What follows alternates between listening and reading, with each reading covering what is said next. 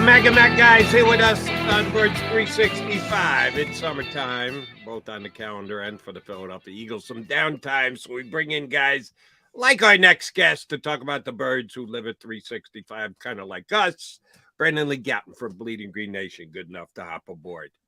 So when you're done in your 20, 30, 40, 50 minutes with us, what are you doing with the rest of your day, Gowton?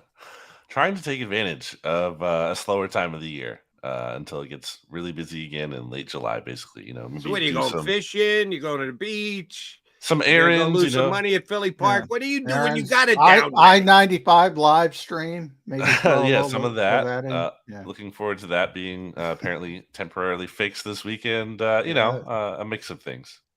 Yeah, I'm with you. This is the time of the year you got to get stuff done, Jody. This is the only Fix time. flat tires. Yeah, I know.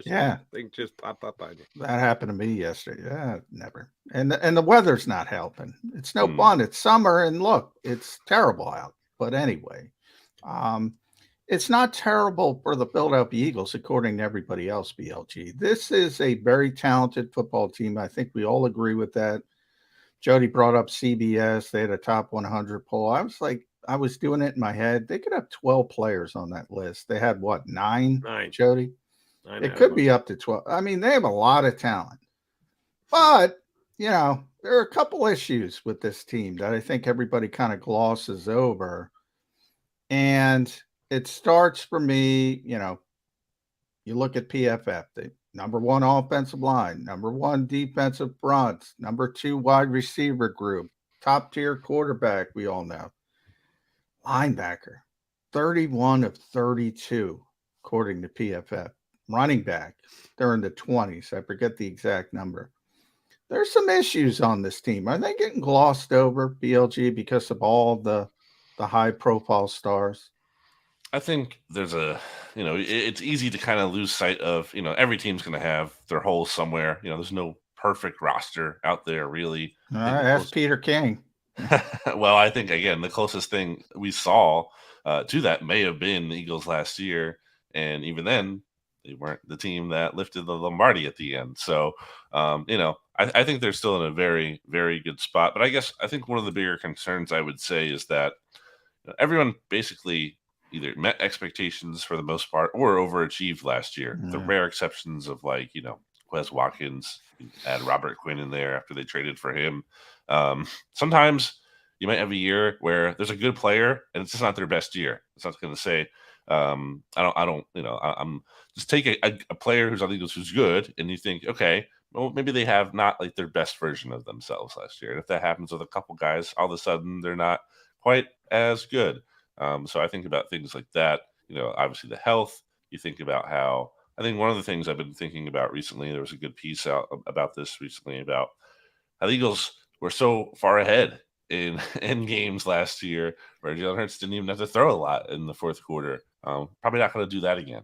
Yeah. They did run the football. I think that was Rube.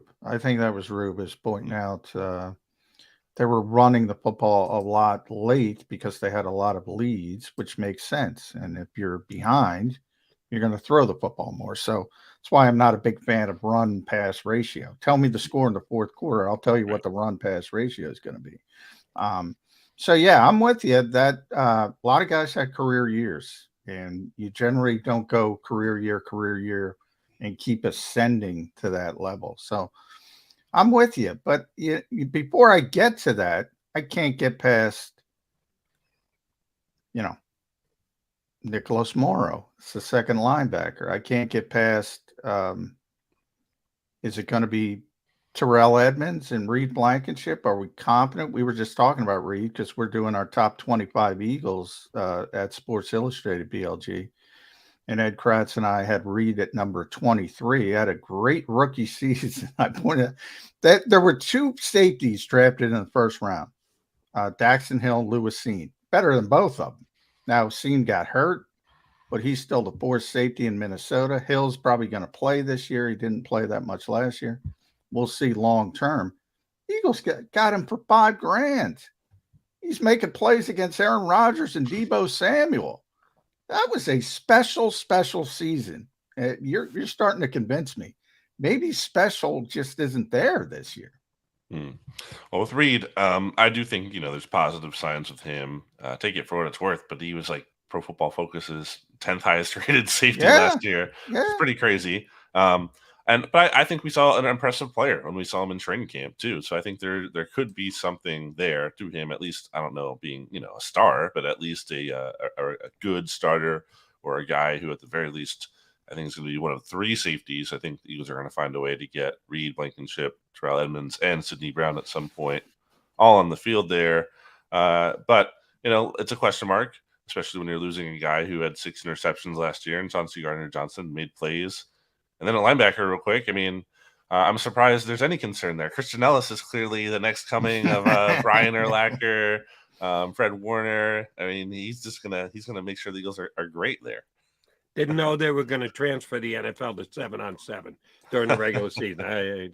They might, Jody. Must have missed might be that a memo. few years. Might be a few years, but it might be 7-on-7 down the road. Let me try and fill in a guy on one of the descriptions you used, BLD.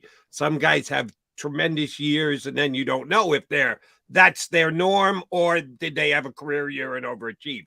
Or a guy could just have a bad year that he's actually better than what he showed the previous year, and then either rises to that level or re-rises to that level if he'd done it before. What's Quez Watkins? Well, if you listen to the Eagles, they're not too worried about him at all. And I certainly think it was an intentional effort by Nick Sirianni to gas him up a little bit, because that was out of character for Nick to really highlight a single player when he was asked about who impressed in the spring. I think, look, we've seen Quez have some flashes before. I don't think this is a situation where he can't play at all. He has no kind of NFL skills or talent. I don't think that's the case. But the way I think about it after last year is that he's lost all right to benefit of the doubt. I mean, he did not come up big in very big moments, although he had limited opportunities time and time again. I think he proved he couldn't be trusted. And I think he kind of has to re-earn that trust back before he can kind of have that same role. I think something that I don't really understand when Sirianni and I guess the organization as a whole defend him is like his lack of production. No one's criticizing him for being like whatever targets or yards it wasn't about that. It's not about being a volume player. The Eagles already have AJ Brown and Dallas Goedert and Devontae Smith. He's not going to be a volume player this year again. It's about making the plays that come to you and being efficient, and he just was not trustworthy at all last year. Yeah, and I kind of took that BLG as just the guy trying to sort of boost the confidence of a player that might be, a little bit second guessing himself after having a bit of a down season. So I don't have a problem with Nick doing that. We'll see. But my bigger concern is, and you're right. I mean, the top 2 receivers are so good. You can't have everything, right? So, you start talking about Quez Watkins as 3, whether it's Olamide Zaccheaus pushing him. But he's more a traditional slot guy. I don't know if he can play as outside as much as Quez can. So you kind of limit yourself. And then after that, it kind of drops off the table. Like Britton Covey's next. And then you start talking about the undrafted guys, Joseph Nada, Jaden Hazelwood. It's like, boy, man, forget about a serious injury. Obviously, you can't replace players like you're forgetting Greg Ward. I'm not forgetting Greg because he's always there. You can't forget Greg. You just did. Well, right over him. Are you telling me right now he's the 8th wide receiver on the depth chart, Johnny Mack? No. What I'm trying to say is this. He's not. Now, I didn't mention Devin Allen either because I don't think he's relevant in this conversation. My point is if and again, I'm not even talking. You cannot replace players like AJ Brown, Devontae Smith. You're going to take a hit. But if other guys are forced to play, even if it's for a couple weeks, high ankle sprain, something of that nature, guys like Greg Ward, Devin Allen, they're ahead of the undrafted rookies right now, but they can't play major snaps with production in this league. They can't. So who does that? Can't be Britton Covey, who I love, nicest guy in the world. Can't do it. You got to find somebody else. Who's that somebody else? It's maybe a little underreported depth issue for the Eagles. Yeah, it is a steep drop off there from the top two, certainly. I think Olamide Zaccheaus is a kind of an underrated player in the sense that he had a pretty decent year last year. And the Eagles only got him for what, like $650K guaranteed? And for an offense, I think the interesting thing with him and his fit in this offense is that there's a lot of criticism last year of, well, first of all, there was not a lot of criticism of the Eagles offense at all because there wasn't much to criticize. But one of the things there was kind of like an issue with, I think people would highlight again and again, is the lack of like hot routes and the lack of getting out the ball quick against the blitz sometimes. And now I think Hurts got better as the season went along against the blitz, but I think maybe if the Eagles are looking for someone to counter that, maybe that's where Olamide Zaccheaus comes in, being that traditional slot receiver, kind of working the middle of the field, being able to make things happen after catching the ball short and then turning upfield. Maybe he kind of gives you a new element in the offense this year in that kind of role. So I think he would step up certainly in volume. I think he showed that he can handle some of that. He's not going to be your top receiver, but I think he can be a top three in the event that there's an injury. There's no great answer. We'll see if anyone steps up from those wide receivers and undrafted rookie free agents. You can look at maybe there's someone still to be had, not anyone super crazy out there on the market, but maybe someone who can at least like fill the Zach Pascal role for a little bit. So there's still time. If AJ or Smitty were to go down with an injury in game and they're done for the game and they're out early first quarter, what do you think the chances are they go more 12, that they get an extra tight end in there rather than push their wide receivers? Do you think that Calcaterra could spread out? Do you think they'd go with Goddard more spread out and more Stoll in tight? How much of a tight end solution could be the Eagles if they had an in-game guys done for the day injury to one of their top two wide receivers? Yeah, I would keep an eye on Dan Arnold in there. Need some pretty good catches. That's what I was going to ask you, Dan. Yeah, how relevant is he? I think he's in the mix. He's a factor here. He certainly has some pass catching ability. Not only did we see that in a couple mini camp or OTA practices in the spring, but I think back to that game he had against the Eagles, and I believe it was 2020, and some other highlights in his career. He clearly can catch the ball a little bit, so I think he could be a factor. I think it's not like you're running your base offense, I think, at a 12 at that point, but I do think that's a tool in the toolbox that they have that they could go to. I would throw him in as an underrated name.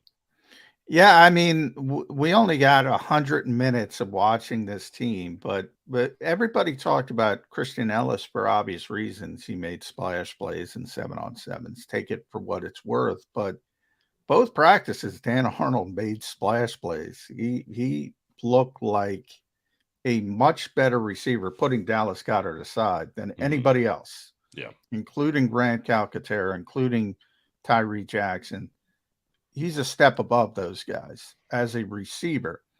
Evidently can't block a leg, but if you're trying to go about things a different way, I think he's got a chance to make this team. I really do, Dan Arnold. And I think Grant Calcaterra might be in trouble because I don't know if that gap is closing. So it becomes, that discussion. All right, does he have the upside to say, we'll keep him over the guy who's clearly better right now? A lot of teams do that. If you're a Super Bowl contender, should you do that? I would think seriously about keeping Dan Arnold around. Yeah, Calcaterra is a little bit older for a rookie too. Yeah, I think he's gonna be 24 this year. Dan Arnold's 28, so it's not like maybe as big of a gap you would typically think between a guy entering a second year and a guy who's been around a little bit. But yeah, I mean, I think you have to go at that spot, like who impresses more. Calcaterra also obviously has that extensive injury history, the concussions and whatnot. Also, he was banged up last summer after showing some promise. I think it's kind of the best man wins situation. You might be able to get Calcaterra to the practice squad if he's not really even lighting it up anyway in the preseason or anything. But it's a good spot to add some more competition because We talk about wide receiver being thin behind the top guy. I mean, Dallas Goedert goes down. You're not exactly brimming with a lot of pass catching talent at that spot. And they did get by with Goddard missing 5 games. People forget that Goddard missed 5 Yeah, they games persevered, but they had to play differently. I just wrote about that at SI, and Stoll played like 80% of the snaps, and he did a good job, but I think he caught 7 passes over those 5 games, and Calcaterra caught like 4. So they had to go about it a different way, but they definitely persevered without him, and I was surprised, but they lost the production at the position from a receiving standpoint, which makes sense. I mean, Dallas is really good, so that makes sense. They didn't lose games. That's the most important thing, despite the fact that they saw a production drip at the tight end position. Didn't matter. They kept winning games because they just went more to Smitty and more to AJ. So it didn't end up being something that they had to pay a price for. All right, BLG, let me ask you about this because John referenced it in the opening segment. We haven't gotten to it yet, but we'll drag you into the mix. John's not happy with Mike Florio right now, and understandably so, because Florio has once again decided to reopen a scammed over wound about tampering with Jonathan Gannon, and the Eagles lost the Super Bowl because Jonathan Gannon was dreaming dreams of the Arizona Cardinals. I get it. You're looking for clicks. You're looking for people. Do you think Mike Florio really believes this? Has he become that big a conspiracy theorist that he needs to continue to, there could be a lawsuit. Gamblers could say the Eagles lost the game because Jonathan Gannon was tampered with by the Arizona Cardinals. Why does he go there? I think his background as a lawyer is certainly contributing to this as well. He seems to like to insert that, experience where he can. I do agree from a standpoint of it's hard as someone who had any kind of vested rooting interest in the Eagles in that game. It's hard to reconcile that. Which right now I'd suggest all 187 of our viewers had a vested interest in it. Right. And not every single one was going, yeah, Gannon, fuck this. Why the hell did we let this happen? I think it's a matter but still, I think it's hard for people to reconcile that more than 0%, and any number more than 0 with Gannon kind of being focused on a new job instead of the Super Bowl. I think that's unacceptable. It's like, that's not easy to really come to grips with. Does it make a difference in the end? John, I don't know. But I jump in here, John? I'll do it for you because I know you'd like to. Well, then why didn't that happen on offense? Yeah, because the offensive coordinator had already met with Shane another Shane Steichen spent more time with Indianapolis during the lead up to the Super Bowl than Jonathan Gannon did with Arizona because he was allowed to, because he was on the second interview of the process and was okay under the rules. So he spent extensive time talking to the Indianapolis Colts, and it was obviously well known he was going to get that job. So yeah, I guess none of it makes sense, Brandon, from a logic standpoint. Yeah, I can't. And look, I'm pretty sure the casinos aren't giving money back to people, but good point. I think, with Mike Florio, real quick, because I got to get in. Yeah, he's a lawyer. He's also a grifter. And I know Jody has a history with him, and he might be the nicest guy in the world. This is laughable. This is lull season. This is beyond a nothing burger, as you mentioned. No, they're not giving anybody their money back. The fact that you lose in a big spot and the defense craps the bed. Again, the only difference between Super Bowl 52 and Super Bowl 57, the Eagles made the one play on defense. They were worse on defense in 52 than they were in 57. But they didn't make the play in 57. You can't just say, Jonathan Gannon, Shane Steichen, they're getting new jobs as back in 52. Ultimately, Frank Reich and John DiFilippo did. But they won the game. That's the only difference between 52 and 57. I get the disappointment part of it, but all the rest of it is just absurd. They miscommunicated. And by the way, BLG, so did the Chiefs. The Chiefs ran the wrong play, but Patrick Mahomes was able to think on his feet and get people in the right position. Tip your cap to them. If I had my cap, I'd tip it to them. I do think, you still have to consider, and this isn't going into, I guess, what Florio was saying so much, but there was the succession plan certainly seemed like that could have been altered in terms of, Vic Fangio admitted that, or at least he didn't deny. He did not confirm. He will neither confirm or deny. Neither confirm or deny that he could have been the Eagles defensive coordinator still. And that makes logical sense, right? If the Eagles like the Vic Fangio system so much and he was in the building to helping them, even if it was on offense, I'm sure they had interest in him to some extent in being their defensive coordinator. Maybe Deshaun decided to work out. Who knows? But it clearly wasn't handled right because, that trade settlement thing did happen. Yeah, but some of these things are details not controlled by the Eagles.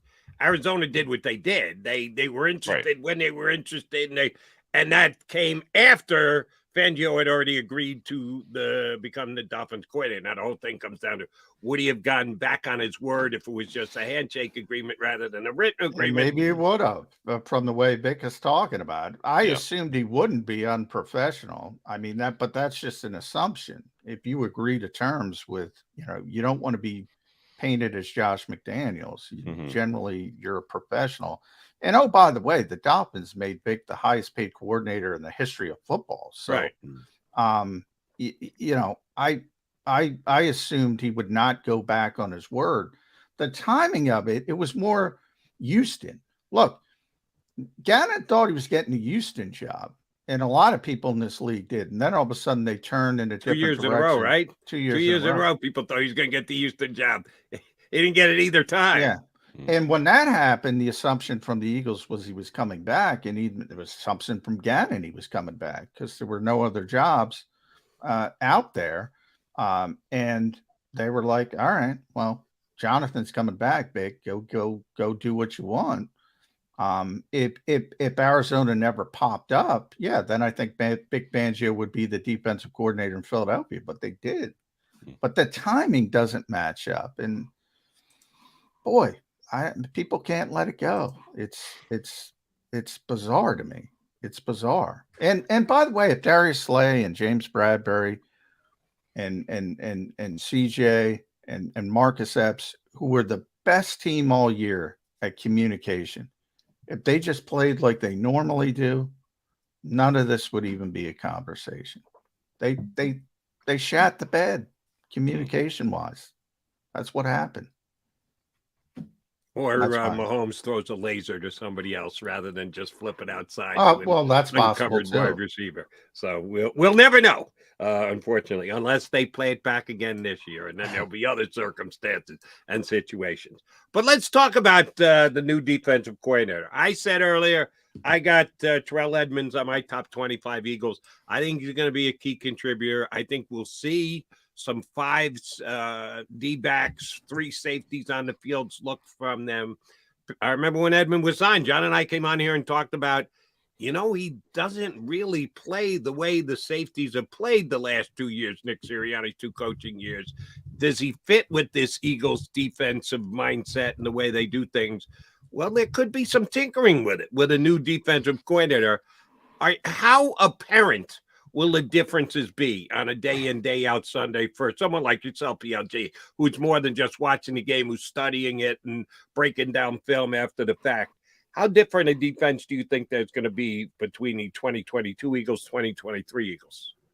Well, I think for any faults they had last year, I think the organization as a whole was happy relatively with, almost breaking the NFL sack record and whatnot and having a lot of success in a lot of different ways.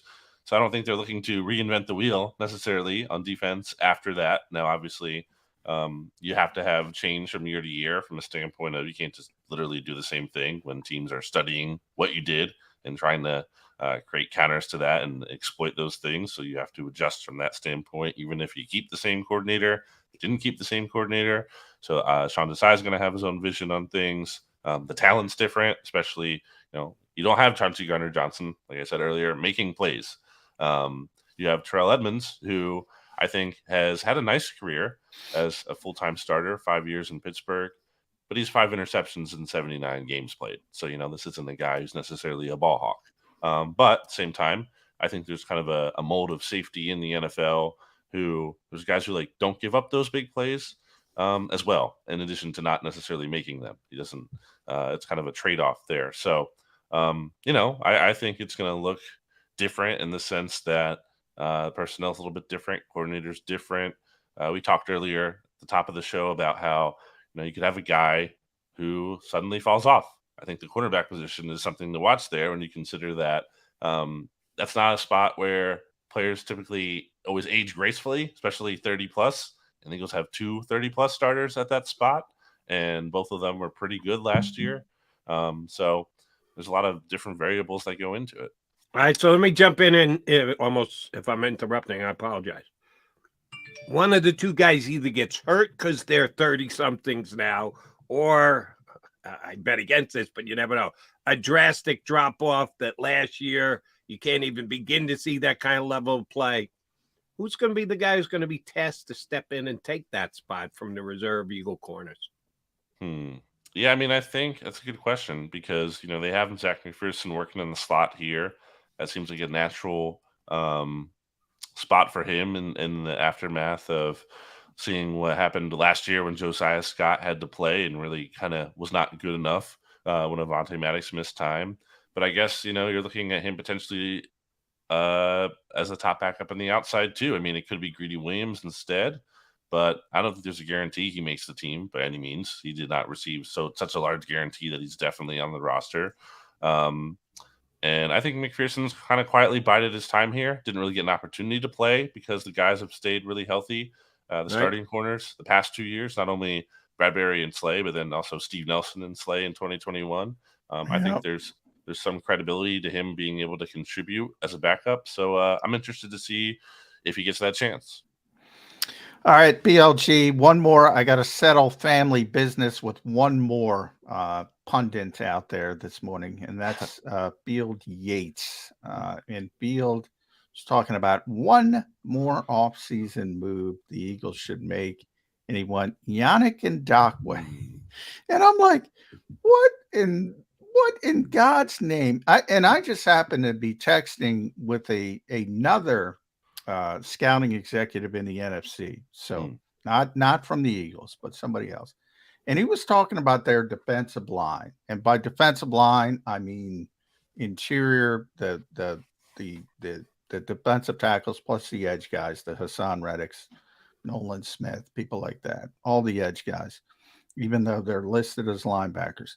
He said they have 16 or 17 legitimate NFL players on their defensive line, on their 90-man roster. Legitimate NFL, not stars, because he's talking about the Janarius Robinsons of the world, I assume the Marlon Tuipulotu. So not everybody's a star, but they're legit NFL players. 17, he said, which is absurd to me. Bucky Brooks called it the best positional group in the entire NFL, regardless of position.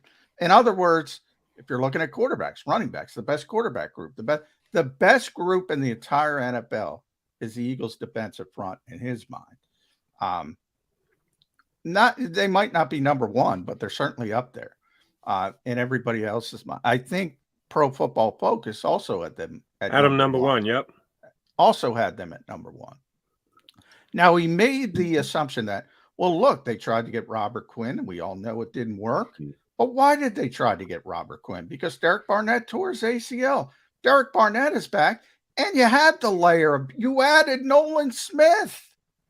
So you have Hassan Reddick and Josh Sweat and Brandon Graham and Nolan Smith and Derek Barnett and everybody else. And you're going to bring in Yannick Ngakoue. I think this just ignites the fan base and uneducates the fan base. It drives me insane. It really does. Am I going too far? I think the thing people miss in general is the players have a say too. He's a free agent. Why does Yannick Ngakoue, why would he come here? Yeah, why does he want to come here and be in a spot where his snaps are going to be limited to some extent, just by, even if he was like the top guy in theory, just because of virtue of how they rotate. And he's not going to be the top guy because he's coming in here and he's going to be behind other guys on the depth chart, or at least sharing time with them. So I don't think it's realistic just from that standpoint. But if there is a good number to be that he's able to be had at, I feel like you can never have two. There's no team that has like too many pass rushers, and I don't even know if Derek Burnett's going to be like, on the roster 100% this year. Yeah, well, they might trade him. Exactly. There's no question about that, but they might trade him because they have so much depth. Yeah, not to bring in somebody else. Right. So I don't think it's likely, but I mean, if they did it, I'm not going to say that's a terrible move if he's willing to take on a lesser role and be part of a big pass rush rotation. So when would you then buy if, and I know this is a big if, actually it's probably an eliminating if DeAndre Hopkins wanted to come here and chase a ring like Ndamukong Suh did last year, would you bring him in and go, yeah, he's probably not going to be happy with his amount of targets, but so what? He can never have enough good wide receivers. We just talked about, there's too big a drop-off in the Eagle wide receiver room. Are the Eagles dropping the ball, not talking to DeAndre Hopkins? I think if he was willing to take on a lesser role, then they should sign him. But I don't think that's going to happen. I don't think that's how wide receivers in general think. I don't think that's how alpha. I mean, like, I always bring it up, but like AJ Brown last year, could not have, hard for him to have gotten more targets, I feel like, than he did. And there he is, as the Eagles are beating the Giants 38-7 in the divisional round, and he's still not necessarily happy with his workload. So that kind of really says all you need to know right there. Yeah.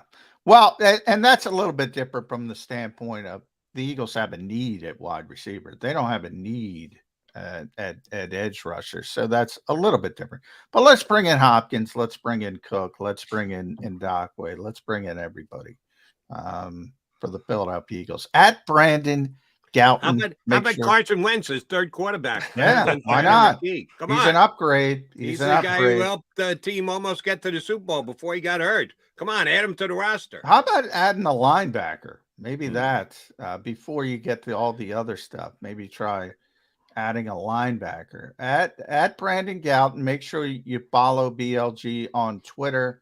Editor-in-chief over at Bleeding Green Nation. BGN Radio with Jimmy Kempski. You can listen to them there. They do a tremendous job covering this team. I'll end it here with you, BLG. I thought it was interesting. I brought this up with a number of people. Jason Kelce's, we all know, is going to get a bunch of maintenance days as a veteran player, and that's how the Eagles do business. And we kind of saw that at the second OTA practice. He wasn't involved.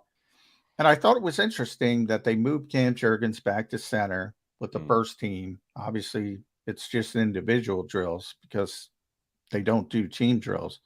And they had Tyler Steen at right guard. It's interesting because you can take it one of two ways. They're so confident in Cam Jurgens handling both positions, they don't care. They're going to toggle them back and forth. Or maybe they want to get Tyler Steen up to speed. Did you take anything out of that? That, hey, Jurgens is going to, because they got plenty of bodies. They got 90 guys. Anybody can play center in individual drills. You can throw Brett Toth out there, Cameron Tom, on and on and on. But no, they put Jurgens over there. I thought it was interesting. Your take on that? I think they're hopeful that Cam Jurgens might be able to play at right guard. I think that's something they're hoping can happen. But I think they're also doing that while knowing that it might not be the right fit. And that doesn't mean he's a bad player. I think it's it's two small guys play next to each other between Kelce and Jurgens. Yeah. I love when we say the small guys in NFL terms. Yeah. Relatively speaking, they're two, you can just see it. You look at it and it's like, that's usually there's a bigger guy next to Jason Kelce. And I think that's important. So I think like Cam Jurgens is, I would think he's going to be the week one starting right guard. But if you ask me, and we did a little game of this on BGN Radio last week, Jimmy Kempski and I, if we're taking more snaps played at right guard this year, Cam Jurgens to the field, we're taking the field. And we actually did a poll on Bleeding Green Nation too, and it's actually split at 51%, 49%. Jurgens having the slight lead there with about like 3,000 people voting. So people seem to be split on that too. I just think sooner or later, Steen will be the starter, or someone else will be at that right guard spot. It'll be fun once camp opens, but we have a month still till we get to camp.